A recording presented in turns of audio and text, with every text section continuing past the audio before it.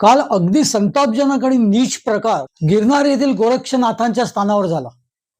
या अशा घटनांचा फक्त निषेध करत आपण किती दिवस बसणार आहोत। मध्यंतरी गुरु शिखरावरती सुद्धा अगदी दिवसा ढवळ्या असा प्रकार घडला होता। याला उपाय काय? आपण षंडासारखे फक्त निषेधच करणार आहोत का? फक्त निषेध करून हे सगळं होणार आहे का?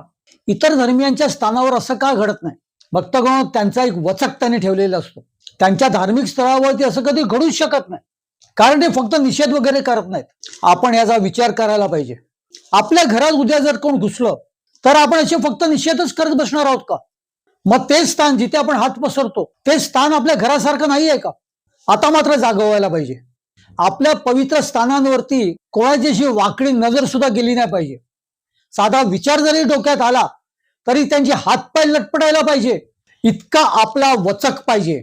आपण कोणाला वाईट करत नाहीयेत, आपल्याकडे वाकडी नजर आपण सहन करता कामा नये। तेव्हा भक्तगणो, गोरक्षनाथांच्या गिरनार स्थानावरती जे काही घडलं ते खरोखर संतापजनक आहे आणि हा तात्पुरता राग ठेवून उपयोग नाही। तेवढंच आपण सतर्क राहायला पाहिजे। आपण सर्वांनी एकत्र येऊन त्याचा विचार करायला पाहिजे आणि तो विचार अंमलात आणायला पाहिजे। आणि तो विचार असा पाहिजे की समोरच्याची वाकडी नजर आपल्यापर्यंत पोचताच कामा नये।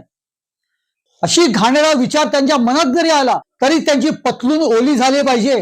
विचार करा, पटलं तर घ्या, नाहीतर नुसता निषेधच करत बसा। श्री स्वामीराज माऊली।